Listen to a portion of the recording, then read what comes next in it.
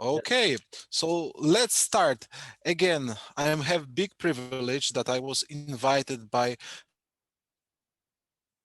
another interview, and this is first time in the history that we'll make the interview with three of us.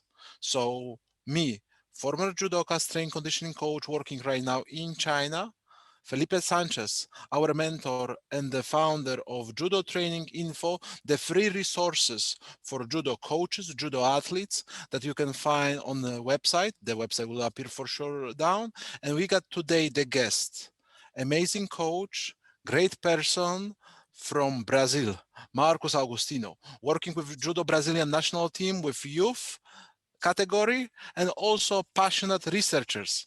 Guys, I'm really happy that we can have this time for our audience now, and let's make this time very valuable for all our people that listen to us. Good evening. Good evening, Hello, guys. hello. Good evening. We have so big time difference zones. We with Felipe right now in China, Marcus, right? You are right now in Brazil. How is the weather in Brazil right now? We are in the winter and just a little bit cold, about 8 degrees Celsius. But Brazil is also is in more part of the time is hot, but we have the winter too.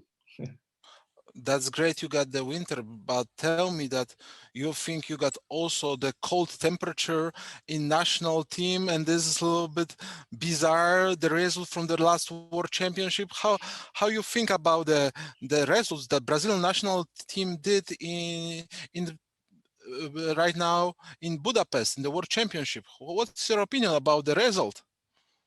I think we are having some troubles with the pandemic. In Brazil, we have a situation that's not so good. We have lockdowns all the time. The last year was really difficult for training. The Brazilian Confederation tried to solve, make some training camps in Portugal, some training camps here in Brazil, where in the local where we train with a group, a restricted group, but it was so difficult. We don't have any competition here in Brazil since February, I don't March, I think, and this is a problem with all the Brazilian competition. I think not only Brazil face this problem. I think all world have the problem with the sparring partners, sparring camps, competitions. A little bit different than like in China, huh, Felipe? Your experience are a little bit different in this period. Yeah, in China, the judo didn't stop, also the rest of the sports. But it's true that also we have some inconvenience because you know that it's difficult to go out of China now because we need to do the quarantine when you go back. So China just decided not to join most of the international competition. In the last year, the China team only joined the Tbilisi and Turkey Grand Slam, and in the World Championship they didn't participate. So yeah, Participate. although the training is normal here, but yeah, we have limits for traveling, so it's so Yeah. difficult. Yeah, for everybody. This limits for traveling are really big inconvenience for training and having the possibility. How you think, Marcos, this lockdown situation affect Brazilian national team? Probably a lot, but what's your opinion that you think this result in the World Championship was good, maybe should be better, or maybe because of the pandemic is acceptable? I think the last alternative is a little bit the better. We consider the situation. I think of course, we want some more medals, better result, but I think we can adjust and make a good good Olympic Games. We have some great athletes to go through the Olympic Games. In the teams, the teams will be a great opportunity for Brazil. We have the bronze medal with the teams in the World Championship, and I really believe that you can have a better results in the Olympics than we have in the Budapest. I think I just opened the result. Exactly two bronze medals in the plus 78 kilograms, fifth place in 63, seventh place in 70, and fifth place in the men's plus 100 kilograms. That's putting the Brazilian right now start specializing in the heavyweights. Yeah, That is we have some great athletes in the heavyweights. Yeah, in the female heavyweights, we have two athletes with the bronze medal. It was a decision from the from the principal team to bring the Maria Swelling from the Olympic Games, but if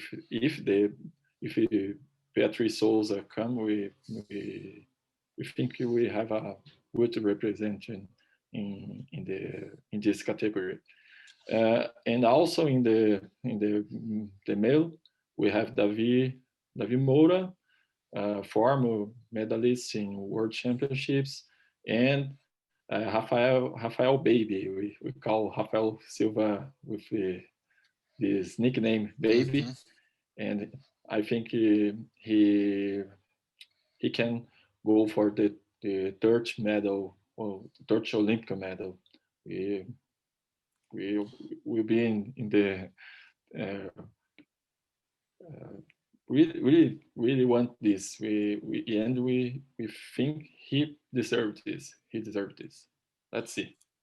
I cannot wait for seeing the women's plus heavyweight competitions. I think that will be the great matches, and also Felipe can confirm China is preparing something special. Japan also in plus 78 have the great fighters. Brazil, as we see from the last performers, we got still players from France. We got athletes from Cuba. This will be exciting Olympic Games. Yeah, for sure. Yeah, China also always have a good results in heavyweight, and now I think I know they are turning so hard with a group of heavyweight, because I know they had two athletes qualify, but of course only one can go to the Olympics. But yeah, always is a good chance to get the medal in this weight category for China.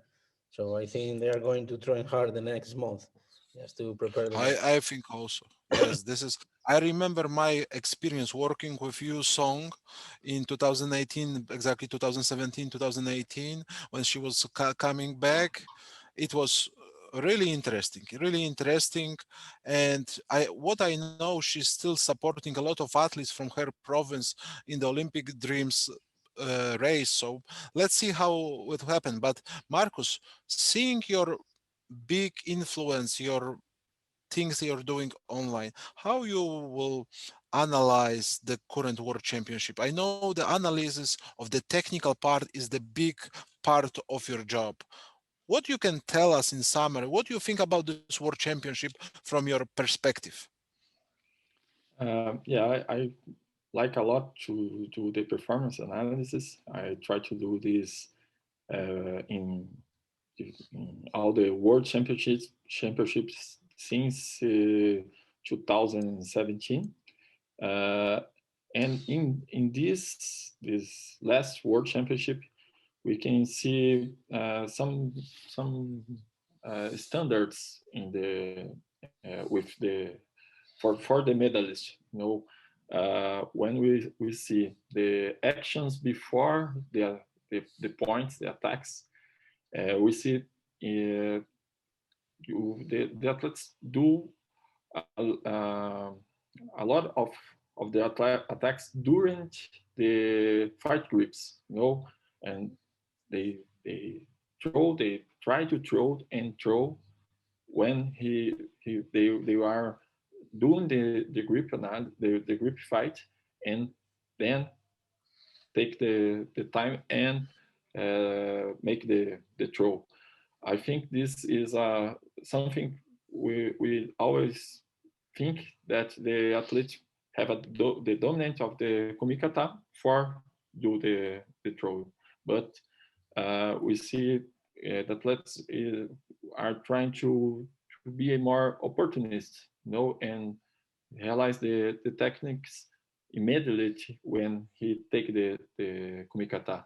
This is something that for the world class, I think the athletes need to try to work with this, and it's an important thing for the technical tactical point.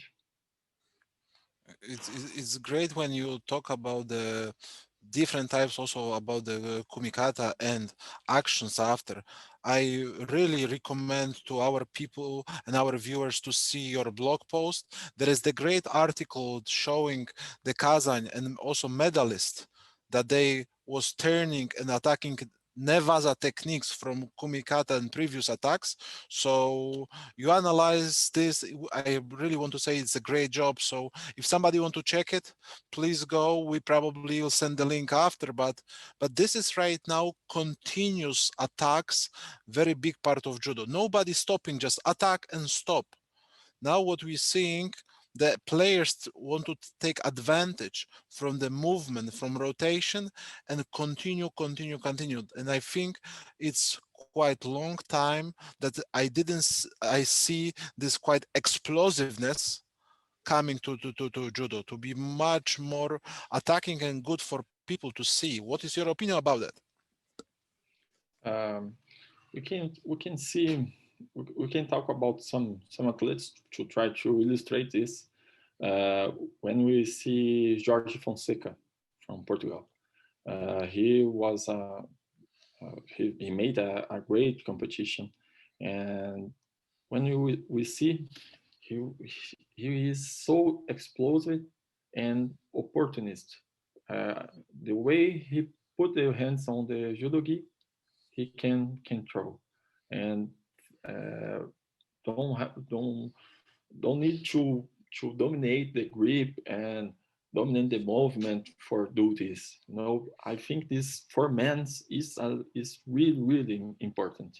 Men need to take look uh, in this type of action before the attack. And when we see the women, we see it is really important to do the transition for the newaza.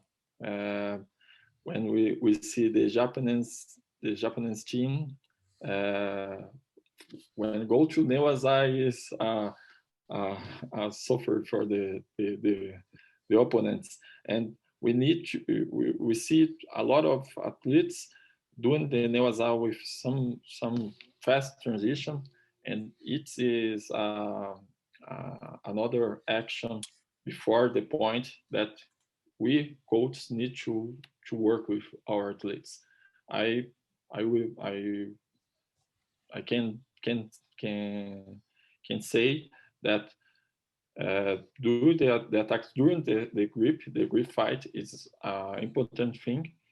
The transitions for Neaza is an important thing to try to to work with athletes who are trying to work to compete in international level.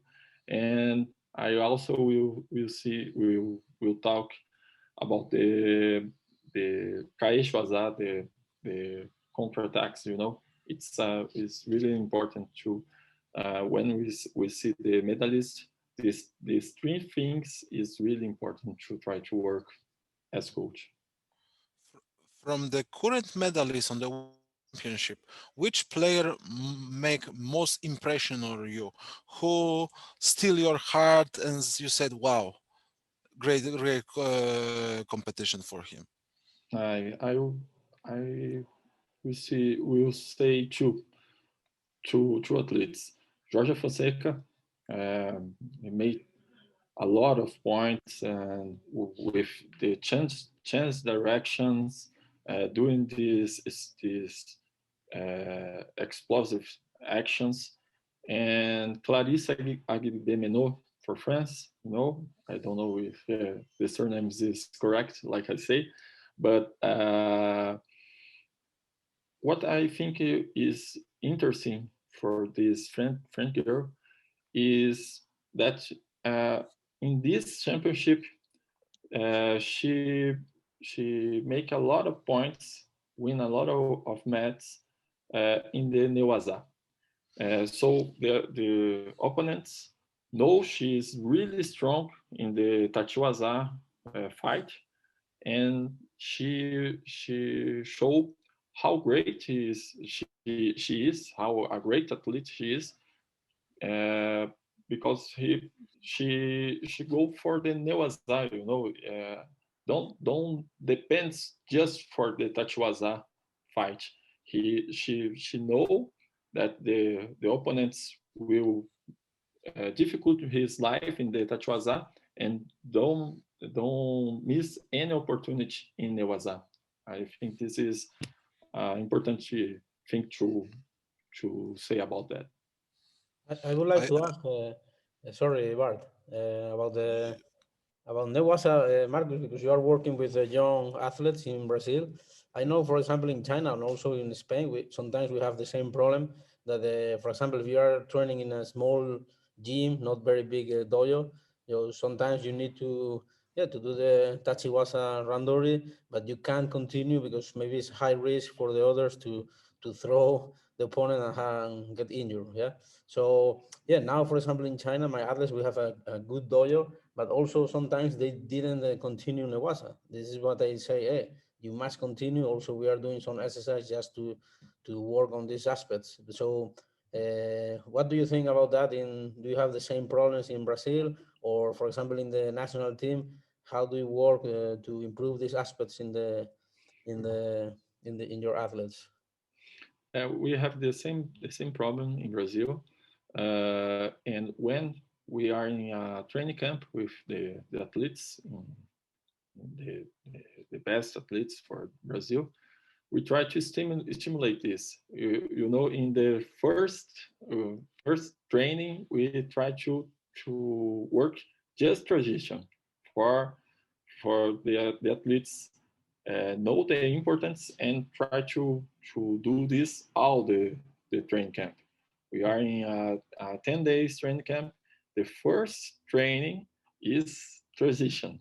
We work with opportunistic transition, intentional transition, sequential transition, and talk with them. Hey guys, you need to do this for make points in Newaza. The important thing is the transition. So we will try this all these days, and uh, is the form we can try to work with this, and we have in the cadets and junior the athletes can win some matches in the transition.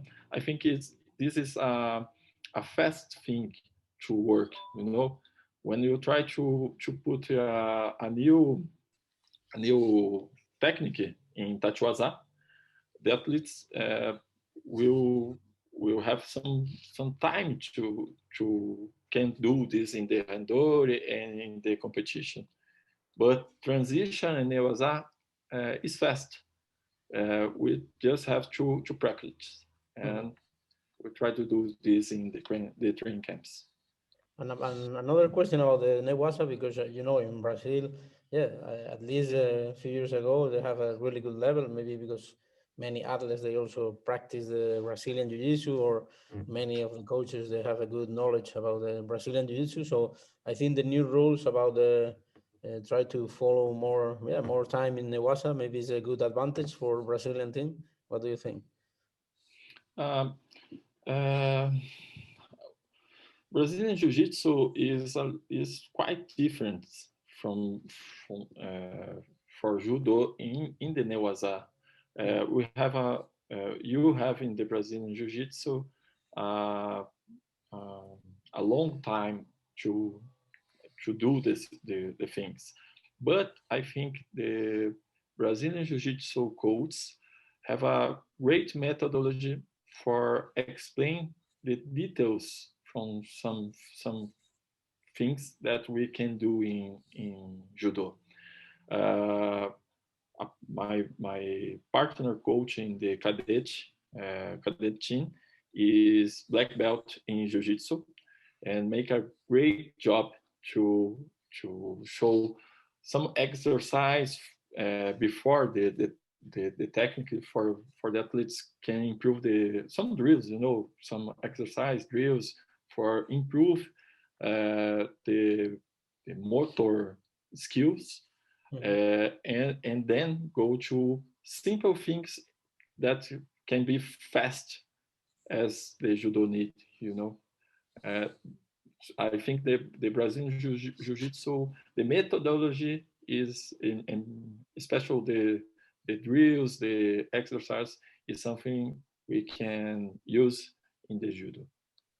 When you talk about the transitions, in my mind immediately appeared the picture when I had the chance to work with, I think, maestro of transition from Brazil, with Flavio Canto. I was have big great time to work with him when he was in the camp in Poland. He was many times my idol, and I think he had a lot of great transition, Nevaza to Tashiwaza to Nevaza, mostly from Yoko Tomonaga and Tomonaga going to arm bars. And what he tell during the couple of camps and trainings we had, he said, you need to have the flow with your movement. You need to continuous attack and be waiting for opportunity to catch your moment. And this was the great for what I learned from him. And I think it's good to mention him that there was the player like Olympic medalist, that he was black belt in judo, and also many times probably world champion in Brazilian jiu-jitsu. And looking from things you ask Felipe, and I have question to you. Working with your young team, with the cadets for Brazilian national team, what do you think is you got a lot of kids coming to the cadets naturally. What do you think are the key mistakes that you as a coach need to correct with the players to make them better athletes? What do you think from your group of Brazilian national team? With the cadets, we have a great difference. We have the first years athlete with 14, 15 years, and the athletes with the 17 years is a big difference, technical tactical in the technical tactical point. So what we try to do when we go with the athletes for the international championships is, first of all, work with the transition, and then with some aspects about the kumikata, how to anticipate the kumikata, how to rebuilding the kumikata when we are your opponent is better in the kumikata, how you can Possess make the yourself. distance. Position, yes. Yeah. It's, I think this is the more important things here in Brazil, because when they came from the Brazilian team, normally they can good throws, good techniques, make different directions, the techniques in different directions. But this this thing about the kumikata is some trouble, and we try to work especially in this and in the transition. Great, great. The question that I think, how important in your philosophy of athletic development is, we talk about technical training, tactical training, but how important is athletic performance? How much effort or time you are spending and what you are focusing on with developing with athletic performance or strength conditioning with your young athletes? Um, so I think when we think in strength condition, uh, try to start a great job in strength, uh, power. Uh, this is the things that is determinant in judo, but also the aerobic and anaerobic fitness. This is predominant in judo, yeah. And we try to do this. But in Brazilian team, um, we we stay with the athletes just for few days. The athletes working their clubs, their uh, their locals. In Brazil is a great country, and we just stay with the athletes for 5, when sometimes 10 days, sometimes 15 days, and the athletes come back for their regions and their clubs. But this work, strength condition works, physical work is made by the clubs. By the club. So we got the good summary, and we know that in Brazil, national team, technical, but also following your social media, saying you are paying attention, a lot of effort to judo monitoring. What's that? Can you explain us your philosophy behind judo monitoring? What you check, how you check, what is the important key factors that other coaches can learn from you and can find some resources on your website? Yeah. Uh, in the Brazilian team and also in the club where I work, we try to monitor the train load, the recover, the physical fitness of the athletes, and also the performance analysis. These things, I think, is some things that the coach can do. Obviously, we can have the psychological support, the medical support, but the coach can try to monitor how hard is the training, doing the uh, some simple scales to do this, uh, some basic field tests to know about the power, the endurance, the aerobic and anaerobic fitness, and also try to observe the technical tactical profile and make some registers to monitor the athletes for the all season. This is the things we are doing here in Brazil since 2016, and also I try to to talk about this on my social media. Yeah, I saw that, and I also see that you are putting a lot of attention for acute chronic load with your players to not overtrain them. If you just can say just a couple of key points for coaches that do they should focus on that with athletic development and what it is. Uh, we use for simple tools to do this. We use some psychometric scales. We have the Borg scale, 1 to 10 points, uh, the status of recovery, and um, a questionnaire named Dauda is detailed analysis of lifestyles for athletes.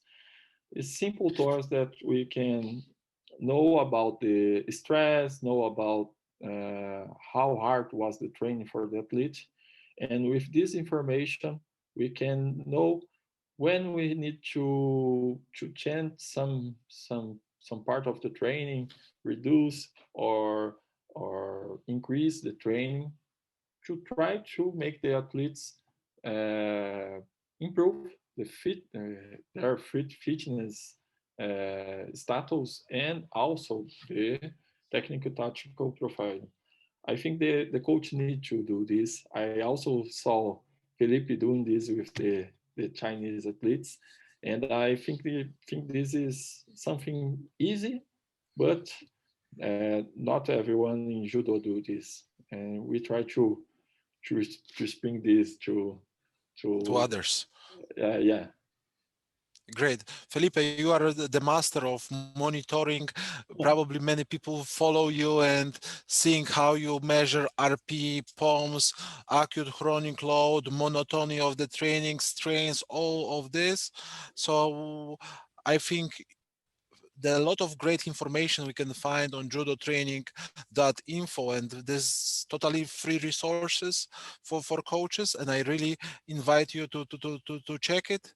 let let's maybe go through the key points right now. We got 20 couple days to Olympic Games, huh? So Yeah, so now Felipe. I think it's time to make predictions. What do you think? I would like to ask Marcus about how do you think is going to be the next Olympics, not just for Brazil, if not about the other teams, or which team do you think is much stronger for this competition? And also maybe Bart can give us your predictions. Maybe also not just the Polish team, but also about the China, about the rest of the teams. So, Marcus, what do you think about? I think Brazil will bring 15 medals. That's I, good. I but I think we, like you said before, we have the heavyweights. Uh, at least in the heavyweights, I I I, I think they can bring some medals. But we also have other good athletes. We have some junior medalists, Rafael Macedo, Daniel Carguinin. Uh, Probably I forgot someone, but I think these athletes can make a great competition, and we know the Olympics sometimes is a little bit easier than a world championship. We have uh, a, a restricted number of athletes, and I really think Brazil will do a great competition. I hope this. The teams, I hope Brazil can do a good competition in the team competition, Mhm. and thinking all the Olympic Games, we need to see Georgia. The Georgian team is a really strong team, especially in the male team.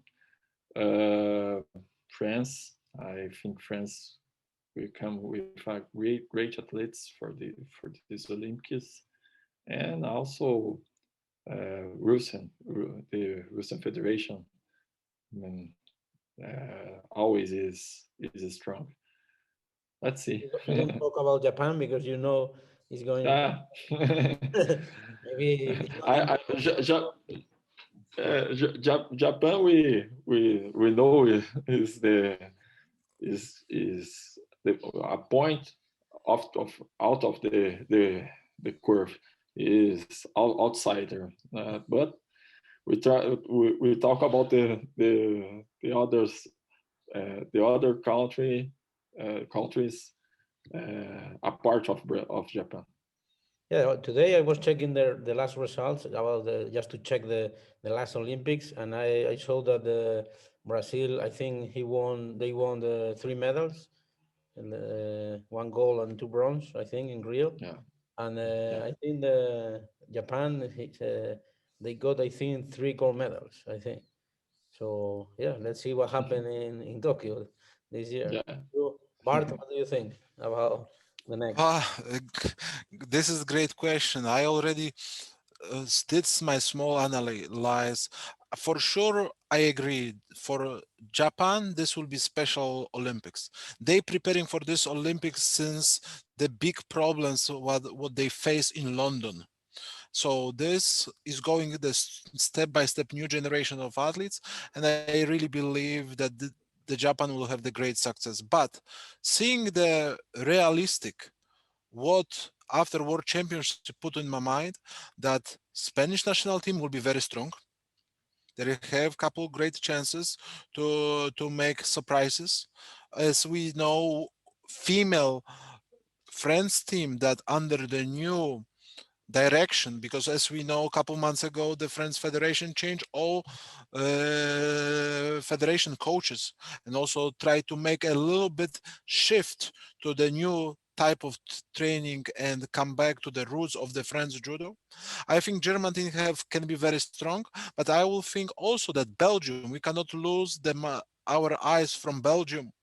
I really keep the fingers for Polish athletes, but I really strongly believe that we preparing for the Paris. I really believe that we can make some prizes in Tokyo, but due to the fact that Polish judo looking for new way, looking for coming out from this couple years of depression, because last medal we got in 1996, and under the new generation of people taking in direction of Polish judo, our direction will be the Paris and Los Angeles. But if we come back to Tokyo, for sure, Japan, France, Spain, Belgium, and Russia. This is my types with if we talk in general. We cannot forget, of course, about the Georgia judo, but this will be my types. Okay, interesting, but no, for me, okay, I think that Japan, of course, just to to let you know, today I was talking with Kasi Wasaki, was in Shandong now with the province team here, and I asked him, hey, what do you think about the next Olympics in Tokyo? What do you think is the Japan? He told me that he hope, he know it's difficult, but they are they are wishing for seven gold medals. So it's not bad.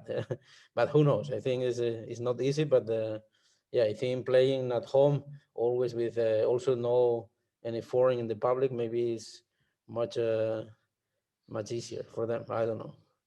But For sure, this will be unique Olympic Games, yeah, unique for many things. But let's see what really must bring overs. Let's see the best performers for the all judokas in the world. Let's not say who is the biggest favorite. Let's see the best judo, and let's make a better step for the better future of the judo. Because in my view, under these circumstances, judo is in the world is improving. mhm. Yeah. I think that we see this in Budapest was a really great world championship, and I think we will see a great Olympic game. Yeah, I think so. I also think that the level is going to be high. It's true that this year not many athletes have the chance to fight like as usual, but I think also maybe some athletes they are more motivated for all the problems they had before. So I think we are going to watch a really great Olympic. Yeah, I Yeah. hope. With this positive aspect, I would like to we are coming to the finish. So I would like to thank you, Felipe, to making this great time to talk with the China, Brazil, and then two hosts from Spain and Poland make these things happen. I want to thank you guys for your time. I believe this is not first and the last time. I think bringing the people together, talking about the future of judo can only make our sport better. I would like to really thank you, wish you the great time, great day, great night, and hope we can have the chance to speak soon. Okay, thank you, Marcus. Thank you so much for stay here with us, and thank you, Bart, for your interview. Very interesting always. Yeah. Thank you for Guys, the invitation, and I expect we can talk some other times. Yeah, sure. Okay, so see you soon. Bye. bye bye. Bye bye. Bye bye.